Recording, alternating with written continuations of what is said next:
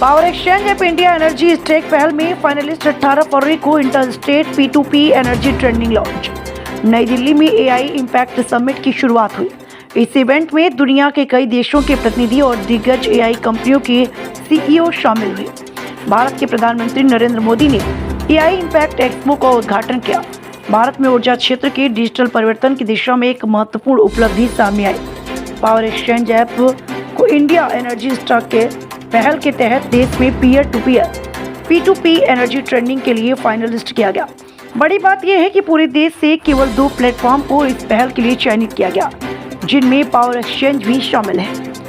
16 फरवरी 2026 सोमवार शाम 5 बजे पावर एक्सचेंज प्लेटफॉर्म का लाइव प्रदर्शन भारत के प्रधानमंत्री नरेंद्र मोदी के सामने किया गया, जिसमें दिखाया गया कि किस प्रकार किसान और बिजली उपभोक्ता सीधे बिजली का व्यापार कर अतिरिक्त आय अर्जित कर सकते हैं।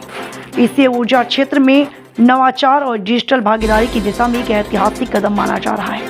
पावर एक्सचेंज प्रत्येक घर को ऊर्जा आत्मनिर्भर बनाने के उद्देश्य से काम कर रही है।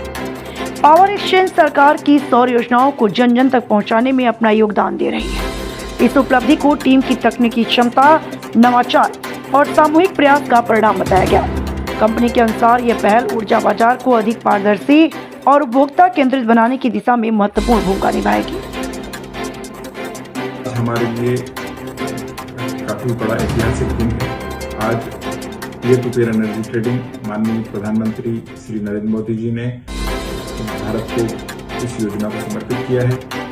इंडिया एनर्जी स्टेक ने पावर एक्सचेंज का सिलेक्शन किया है। पावर एक्सचेंज एक ऐप है जिसपे प्रोज्यूमर और कंज्यूमर ऑनबोर्ड होंगे। ये इसे सीधी भाषा में समझा जाए तो कंज्यूमर वो हैं जो बड़े इंडस्ट्रियल कनेक्शन है, कमर्शियल कनेक्शन है, बड़े डोमेस्टिक कनेक्शन है, जिन्हें बिजली की ज़्यादा आवश्यकता होती है, जिन्हें महंगी बिजली मिलती है। और प्रोज्यूमर वो व्यक्ति है जिन्होंने अपनी छत पर प्रधानमंत्री सूर्य घर योजना में अपनी छत पर सोलर पावर प्लांट लगा रखा है। जो बिजली उत्पादित होती है उनकी छत पर वो उसकी खपत करते हैं और सरप्लस बिजली डिस्काउंट को इंजेक्ट कर देते हैं, जिससे कि उन्हें काफ़ी कम मूल्य मिलता है। अब वो इस प्लेटफॉर्म पर ऑनबोर्ड होकर अपनी बिजली अपने मन माफिक और प्रतिस्पर्धी भाव में बेच पाएंगे और इधर कंज्यूमर को भी उचित दाम में ये बिजली मिलेगी। उत्तर प्रदेश पावर कॉर्पोरेशन ने इसकी शुरुआत की। दिल्ली के दोनों डिस्कॉम भी इसमें आ चुके हैं, BSES और राजधानी टाटा पावर भी इसमें आ चुके हैं और अब ये देश के सभी डिस्कॉम में लागू होने जा रहा है। इसके तहत इंटीग्रेशन की प्रक्रिया शुरू की जा चुकी है। प्रादेशिक स्तर पर RECs बनी हुई है। Central electricity regulatory already directive दे चुकी है। अब प्रादेशिक स्तर पर प्रदेश में जो REC है उन्हें रेगुलेशन लाना है। रेगुलेशन आते ही ये पूरे देश में लागू हो जाएगी। अब यदि इसको और सरल भाषा में समझें तो पहले ये था कि एक डिस्कॉम के क्षेत्र में ही एक दूसरे से बिजली खरीदी बेची जा सकती थी।